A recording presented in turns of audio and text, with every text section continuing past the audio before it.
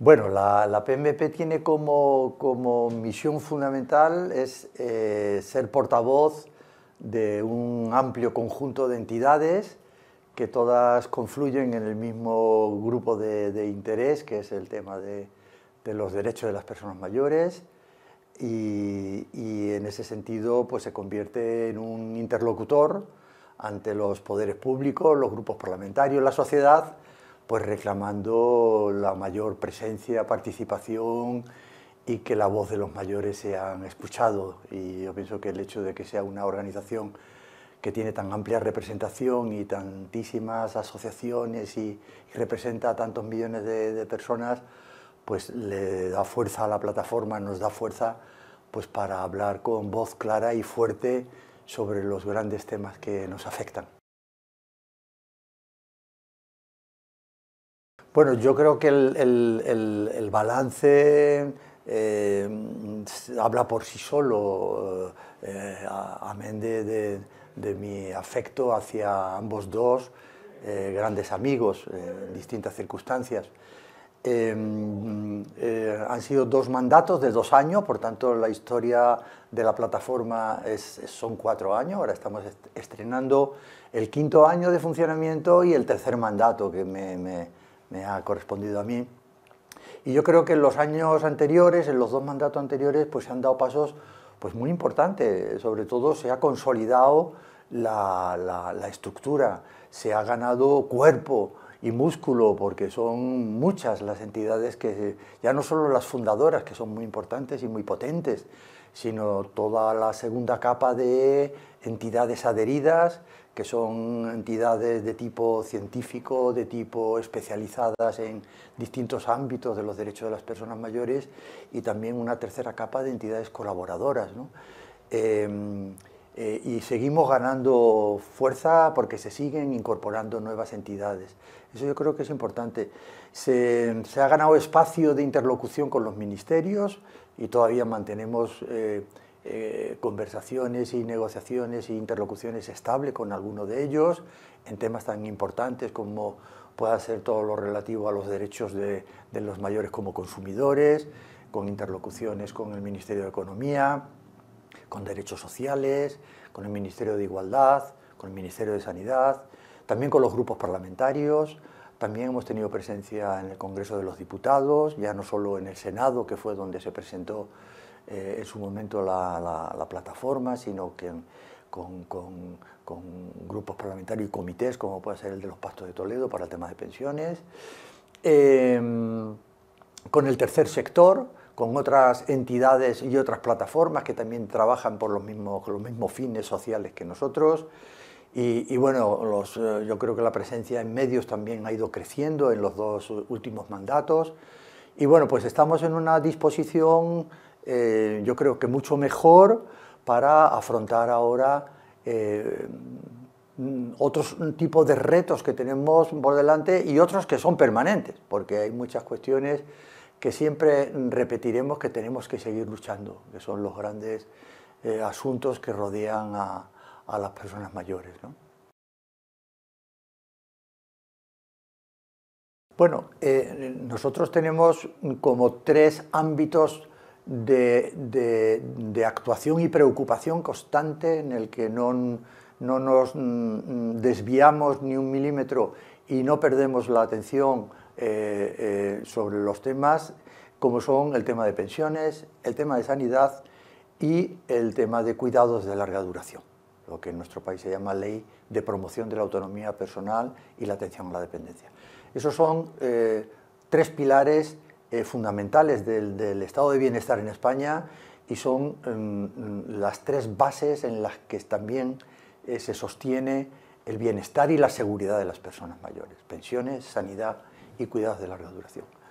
Y luego hay un conjunto de aspectos que impactan en la vida diaria de los ciudadanos mayores, que nos impacta a los mayores, como puede ser el tema de la participación social, el tema del respeto y la lucha contra las actitudes discriminatorias y edadistas hacia las personas mayores, el tema de la soledad no deseada, es algo que nos preocupa de manera permanente y tenemos propuestas y tenemos exigencias a la sociedad y a los poderes públicos sobre ese tema. Seguimos con muchas brechas, la brecha digital, la brecha financiera, la brecha de género a efectos también de las pensiones, muchas brechas. La necesidad de desarrollar más un pacto intergeneracional y hacer actuaciones con otras generaciones para no ser una parte distinta de la sociedad. Queremos una sociedad para todas las edades donde todos juguemos un papel importante. Por tanto, son muchos los ámbitos que tenemos por delante y además son objetivos permanentes, porque si bien hay que ser optimista en el sentido de que pensamos que podemos superar una serie de actitudes negativas o de dificultades que hay para la inclusión plena y total, pero no dejaremos de luchar por estos derechos ciudadanos, derechos que están en la base del tema, y es que somos personas con dignidad y a las que hay que respetar y hay que darle un espacio en nuestras sociedades.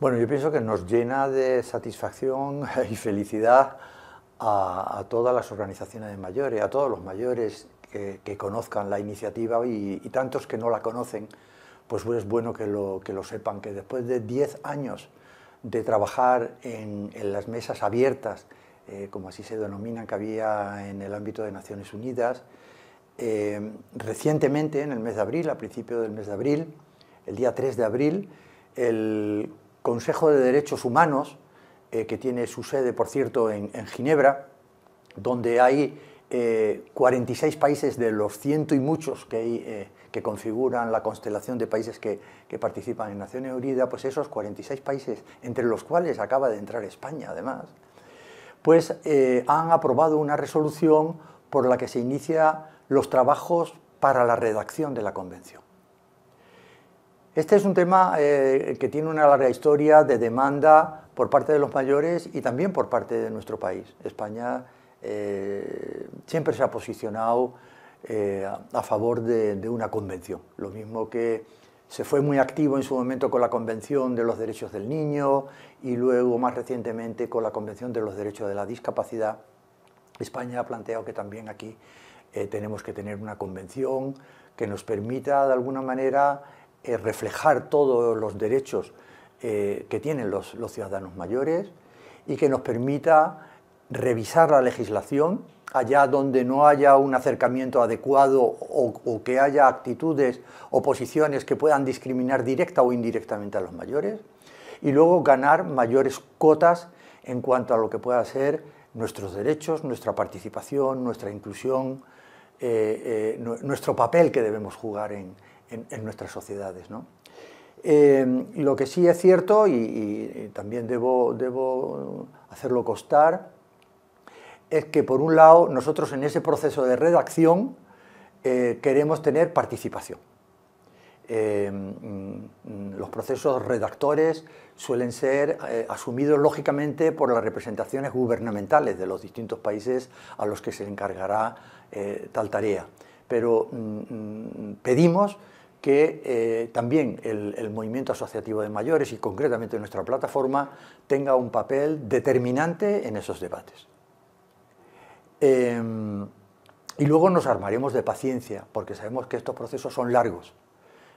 A veces los expertos de Naciones Unidas dicen que estos procesos son de toda una década. Pues a ver si la podemos recortar a 5 o 6 años para que podamos ver los mayores aprobada y puesta en marcha y ratificada, e incluso se empiece a desarrollar ya en nuestro país muchas de las previsiones que sin duda van a contener esta convención.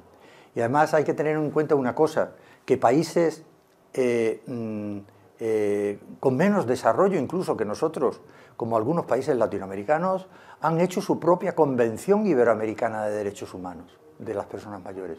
Por tanto, yo creo que es hora que desde luego la Unión Europea y el resto de los países podamos también disfrutar de los beneficios de un marco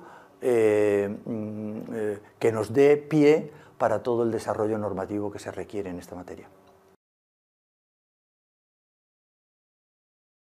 A ver, yo soy optimista, lo cual no quiere decir que el trabajo es duro y prolongado. Soy optimista porque yo creo que la sociedad española tiene suficiente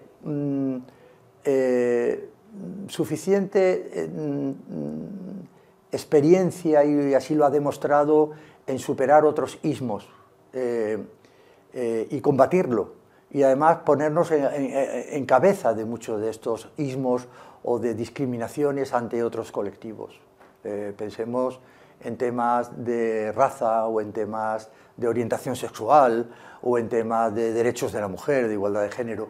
Yo pienso que también aquí la sociedad española, a poco que se le plantee, se le sensibilice adecuadamente, va a cambiar su registro. Puede cambiar su registro en torno a las actitudes negativas, ante los estereotipos, ante los prejuicios que rodean el proceso de envejecimiento y a las personas mayores. Pero desde luego tenemos que hacer una acción muy poliédrica y muy continuada en el tiempo. Esto exige una campaña muy constante, una campaña que incluya, como dice la Organización Mundial de la Salud, en aquel documento que aprobó en el año 21, y que es un marco teórico y es una hoja de ruta muy importante para actuar en el cambio de actitudes de la sociedad. Tenemos que revisar todas las normativas en donde se produzcan discriminación hacia las personas mayores. Tenemos que actuar, en segundo lugar, sobre todos los servicios públicos e instituciones que intervienen en la atención de las personas mayores, donde pueden deslizarse actitudes discriminatorias, sean en el ámbito de la sanidad, sea en el ámbito de los servicios sociales, en todos aquellos ámbitos donde se desenvuelven las personas mayores, sobre todo cuando van a pedir servicios o ayudas determinadas, también en los servicios sociales. Debemos actuar también en la educación de los jóvenes a todos los niveles educativos, la sensibilización de la sociedad en su conjunto, de la sociedad, incluso de las empresas. Nosotros vemos constantemente cómo los trabajadores mayores sufren también el edadismo. Es necesario que las empresas y las organizaciones empresariales y sindicales, mediante el diálogo social, afronten de manera decidida, lo mismo que se decidió en su momento a abordar los planes de igualdad en materia de género en las empresas, también haya planes que contemplen el tema de edad como un tema a combatir, a luchar contra el ageísmo laboral, contra el edadismo laboral, manteniendo a los mayores en los puestos de trabajo, sabiendo utilizar su talento senior, sabiendo cómo los mayores, que son muy fieles, que participan de la cultura de las empresas, pueden hacer eso que se llama el mentoring, tutelar a esas otras generaciones más jóvenes que se van incorporando en las empresas, hacer equipos intergeneracionales, donde haya gente de la generación del baby boom, donde haya millennial y donde haya generación Z. Yo pienso que esa convivencia intergeneracional, que es otro elemento clásico de las estrategias de discriminación o contra la discriminación, se tienen que dar en la empresa, en la educación, en la sociedad, en el disfrute del ocio, en el participar de la cultura. El tema intergeneracional es uno de los elementos fundamentales también para trabajar contra los cambios de actitudes. Hay que cambiar esa manera de pensar, de sentir y de hacer.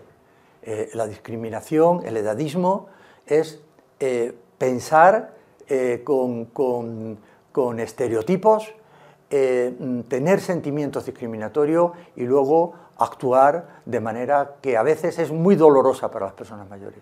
Pero además lo más grave es que luego los mayores también llega un momento en que lo internalizan y ellos mismos se retroalimentan, en el sentido de que pues yo a lo mejor ya no valgo tanto, o no soy tan tenido en cuenta, o puedo ser invisible. Entonces debemos hacer todo lo posible por ello, y en este momento la plataforma está definiendo una campaña que se desarrollará en varios años, porque tiene que ser un objetivo permanente, y queremos poner el acento en estos temas. Pues además del tema de la discriminación, como hemos dicho, que es uno de los temas fundamentales en los que vamos a trabajar, queremos yo diría que queremos ya, una estrategia contra la soledad no deseada. Sé que el tema de la soledad es un tema transversal a lo largo del ciclo vital. Sé y sabemos que hay dos grandes polos en materia de soledad. Soledad en los jóvenes y soledad en las personas mayores. Y también a lo largo de toda la vida, obviamente. Pero ahí hay dos focos importantes. Sea de manera monográfica estrategia de soledad no deseada para las personas mayores, o sea transversal a lo largo del ciclo vital, lo cierto y verdad es que primero se tiene que hacer una estrategia ya. Yo creo que ya hemos perdido algunos años hablando de la necesidad de una estrategia. Esa estrategia debe ya aprobarse este año y debe tener un capítulo muy rotundo en cuanto a lo que representa la mitad de las personas que viven solas en España. Esos 4 millones de personas que viven solos en España, pues 2 millones son mayores. Por tanto, la mitad y pronto mayoritariamente serán los mayores los que están en situaciones de soledad no deseada. Los mayores, y sobre todo en las últimas curvas de la vida, más allá de los 80 años, tienen además un perfil de gran vulnerabilidad. No podemos dejar pasar más tiempo sin actuar de manera muy decidida. Es muy importante que la Administración General del Estado haga una estrategia marco fijando mínimos de actuación. Que ese marco de actuación se replique por parte de las comunidades autónomas. Ya hay comunidades autónomas que tienen estrategias contra la soledad en sus territorios, pero no todas. Por tanto, vayamos a que todas las comunidades autónomas también tengan estrategias. Y luego es muy importante, puesto que es la administración más próxima, es la que conoce la situación, la que puede actuar a nivel de barrio, a nivel de portal, a nivel de casa, y se conocen los datos de las personas, que los municipios, que a nivel municipal, en ese tercer nivel de las administraciones públicas, también se incorporen esta buena costumbre de planificar. Yo les digo a mis compañeros en la plataforma que planificar por sí mismo no resuelve los temas, pero desde luego el proceso de planificación es muy importante, porque para planificar hay que oír muchas voces. Se da participación a las organizaciones de mayores, se habla con la sociedad estructurada, con las grandes organizaciones de todo orden. Entonces el proceso de planificación es muy importante, a veces más importante que hacer una planificación, hacer un libro y guardarlo en la estantería. El proceso de planificación es muy importante. Los municipios tienen ya que lanzarse también a planificar este tema. Me consta que lo que es la red de ciudades amigables, una red que puso en marcha la Organización Mundial de la Salud y que la lidera en España el INSERSO y la Federación Española de Municipios y Provincias, hay más de 200 municipios que ya están trabajando en esta línea, pero es que España tiene 8.100 y pico municipios. Es muy importante que se mentalicen los poderes municipales para abordar este tema de manera decidida. Además, es un tema que no es de alto coste, es un tema de involucrar a la sociedad, a las asociaciones de vecinos, a los vecinos, promover actividades culturales, que los servicios sociales detecten esos casos de gente que se ha desarraigado y que se incorporen en actividades culturales, sociales, etc. Reengancharlos en la sociedad, reengancharlos. Favorecerles una alimentación a domicilio con comida sobre ruedas o como sea. Las personas que viven solas se van deteriorando, caen en una rutina de alimentación, van perdiendo fuerza, van ganando fragilidad y van a terminar muchas veces en situación de dependencia. Amén de los problemas de salud mental y de falta y de malestar y de infelicidad que supone el tema de la soledad y el verse que personas que han contribuido tanto en la sociedad, en el cuidado de sus familiares, pueden afrontar muchos años de su vida, en los años más frágiles, pues absolutamente solos. La brecha digital también es otro elemento donde no podemos aceptar que los mayores sean como inmigrantes tecnológicos. Los jóvenes y los adultos son, sobre todo los jóvenes, son nativos tecnológicos, han nacido con las tecnologías en las manos. Los mayores nos hemos incorporado de manera tardía.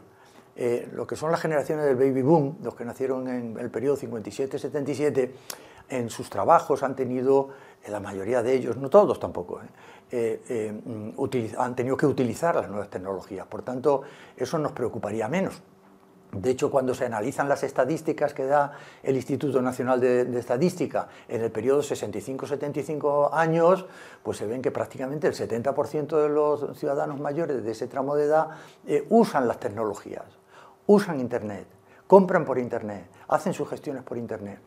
E incluso cuando comparamos las estadísticas con el grado de uso que hacen en otros países europeos, no estamos nada mal, incluso estamos a veces mejor que algunos países muy desarrollados. Es decir, no me preocupa tanto eso, que también, sino las personas que a lo largo de su vida laboral, o bien porque no se incorporaron al mundo tecnológico, o bien porque no tenían que utilizar las tecnologías, llegan a edades como de 80 años y más, y para ellos se les hace muy difícil el uso de las tecnologías.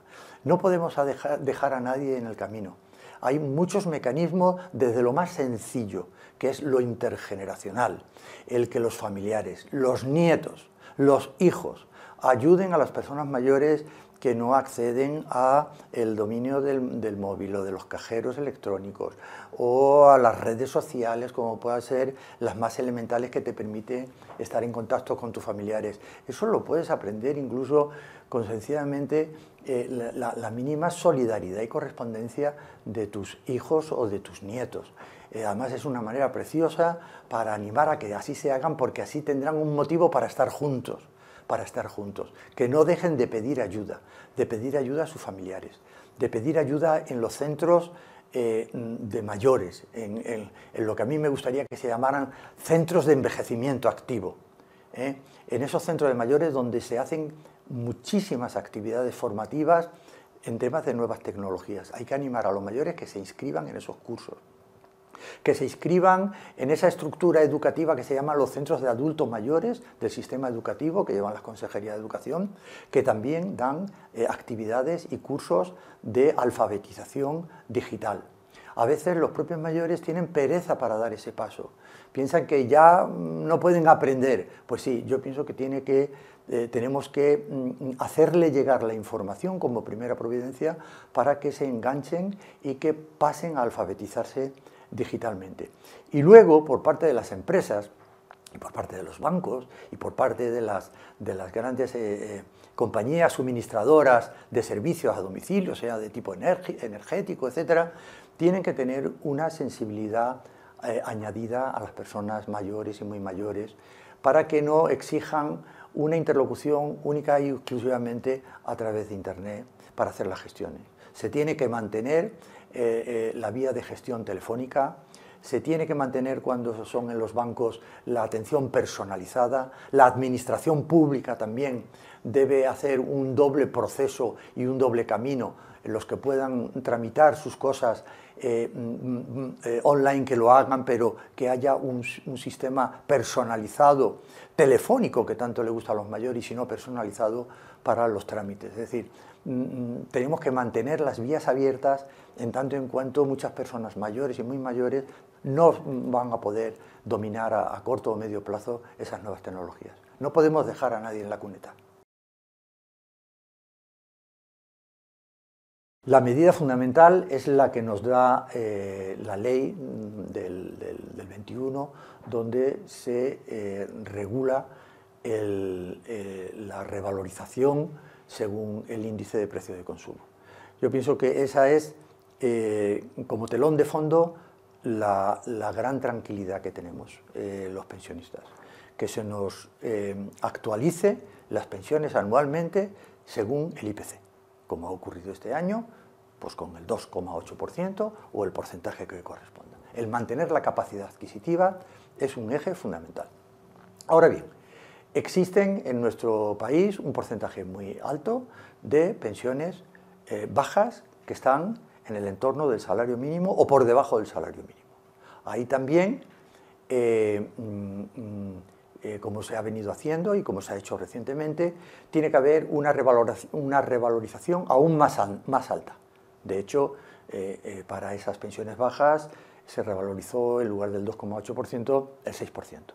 Y cuando hay pensiones bajas con cargas familiares, como puede ser en determinados casos de viudedad, un 9%.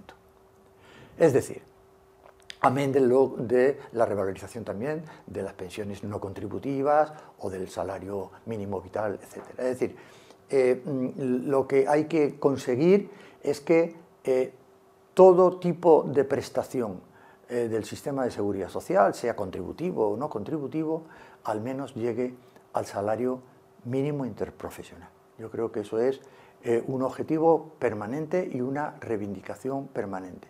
Tenemos que dar la tranquilidad y la seguridad a las personas que cobran pensiones, a los pensionistas, de que van a poder llegar razonablemente bien a final de mes, que van a poder afrontar las necesidades más elementales de subsistencia, de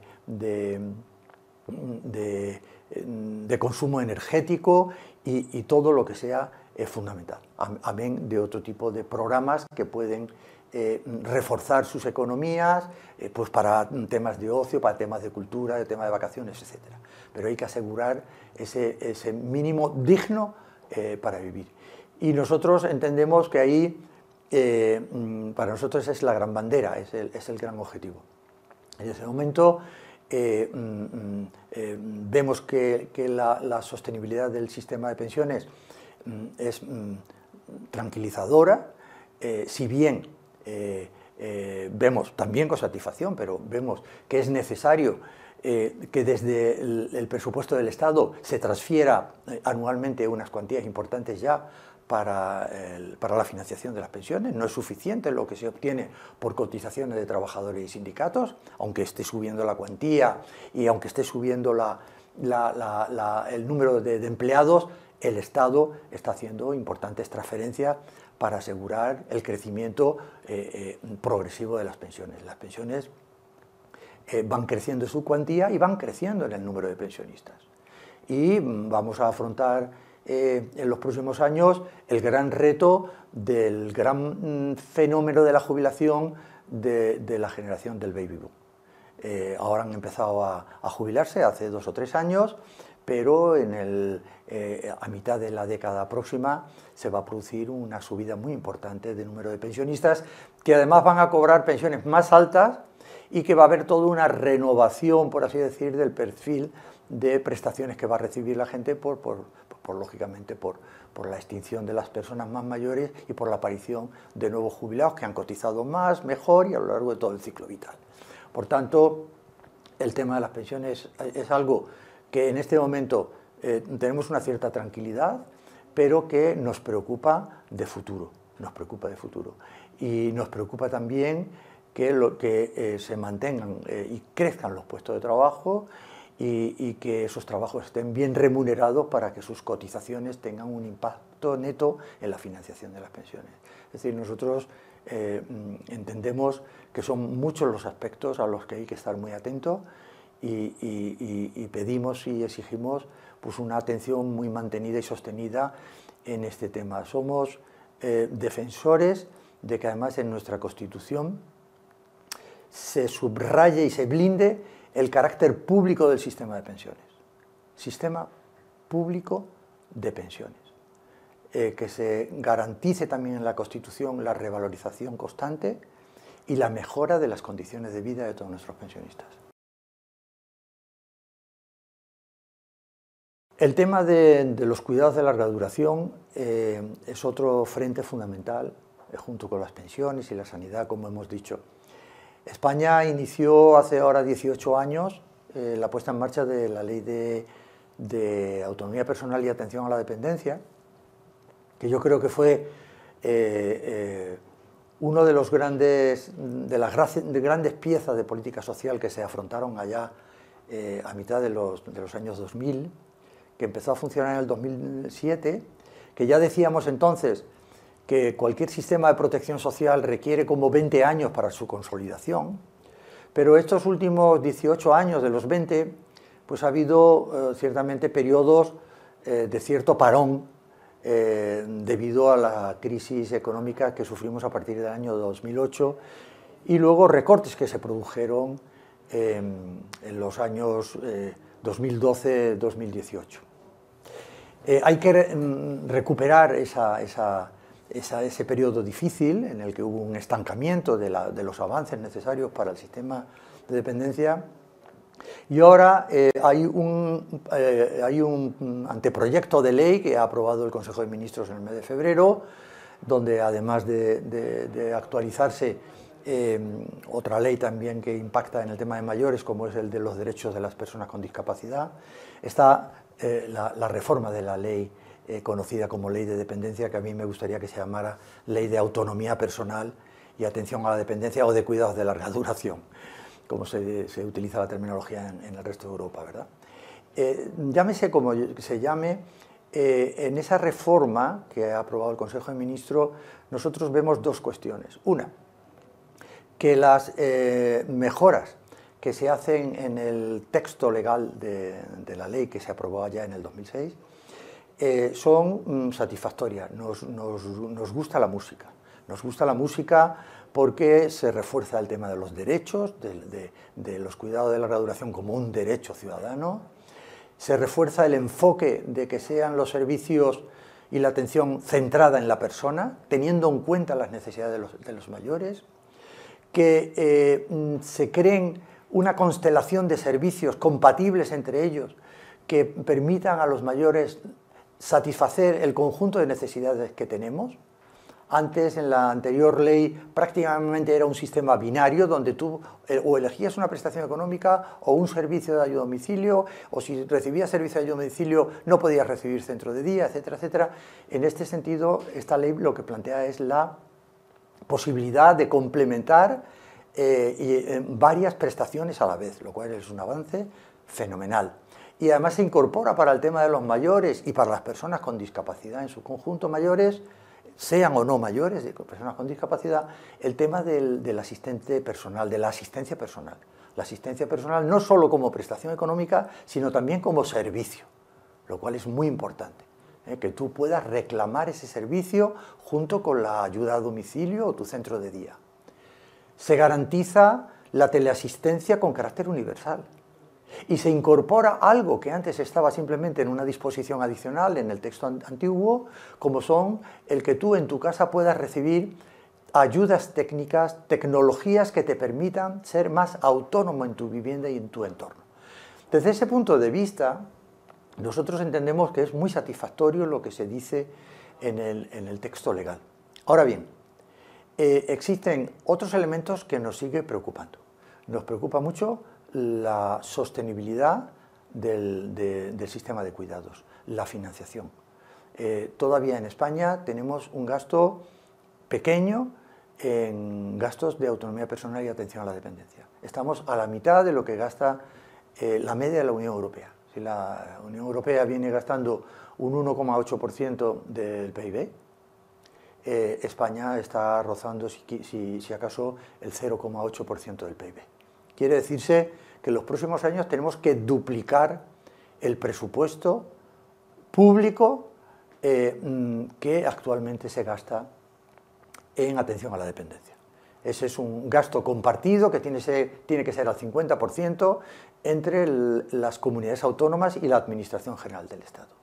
Y tenemos que revisar el tema del copago para que nadie se quede sin la posibilidad de disfrutar estos servicios y que se tenga en cuenta también las rentas bajas para que no aporten nada. Que aporte el que más tenga, pero los que no aporten, que no se les rebaje en absoluto ni las intensidades de los servicios ni la cuantía de las prestaciones económicas.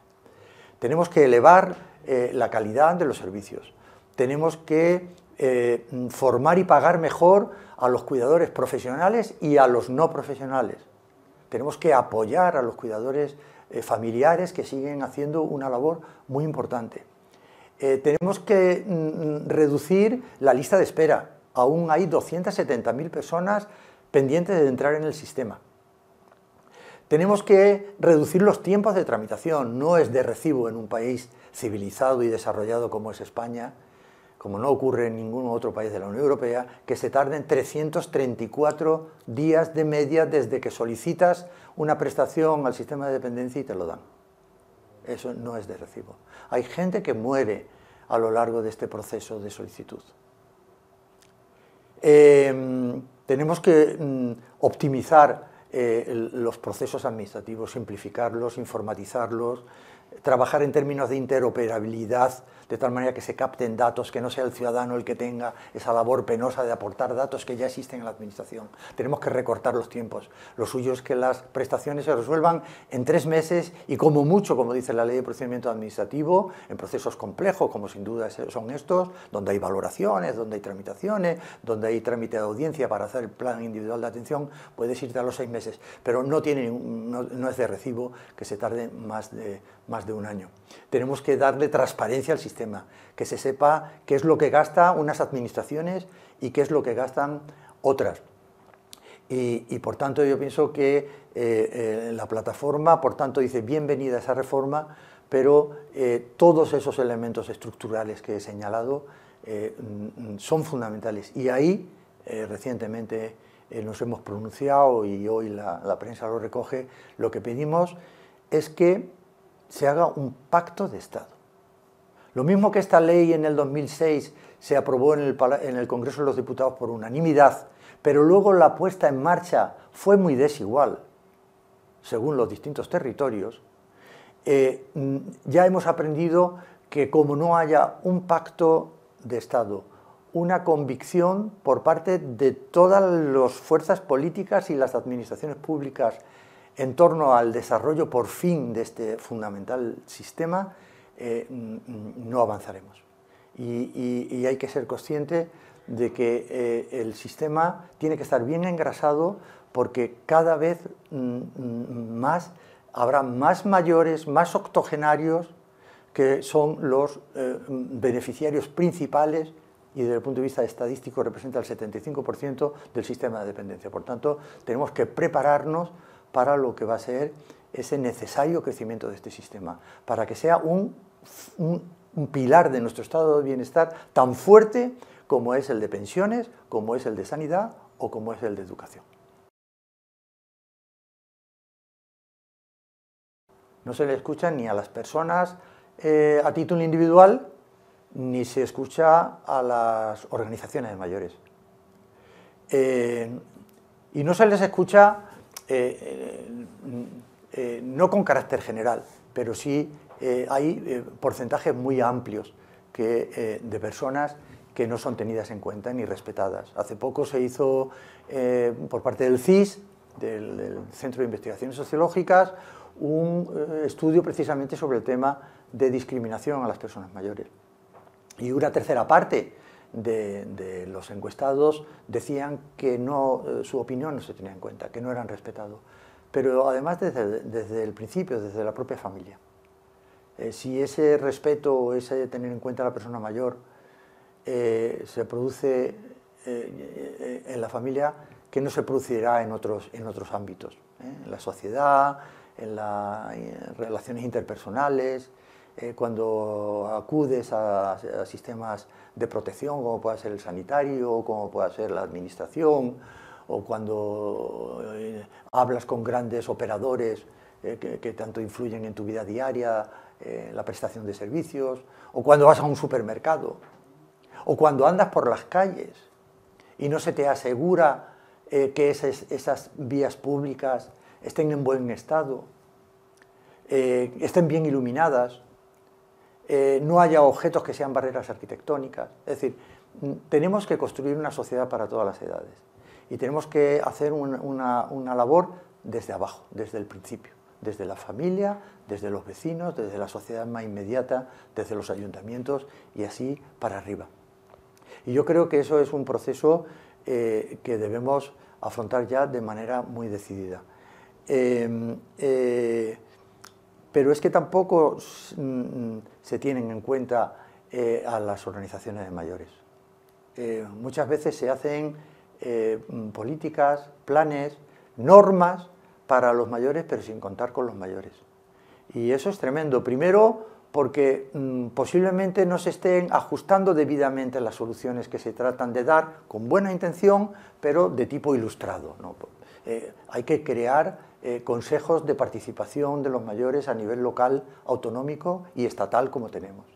Tenemos que compartir todo lo que son actuaciones hacia las personas mayores, tenerlos en cuenta, que además es importante porque posiblemente reajustes más adecuadamente lo que quieres hacer a las demandas que te piden los ciudadanos. Y yo creo que esto es bueno para todos, es bueno para todos.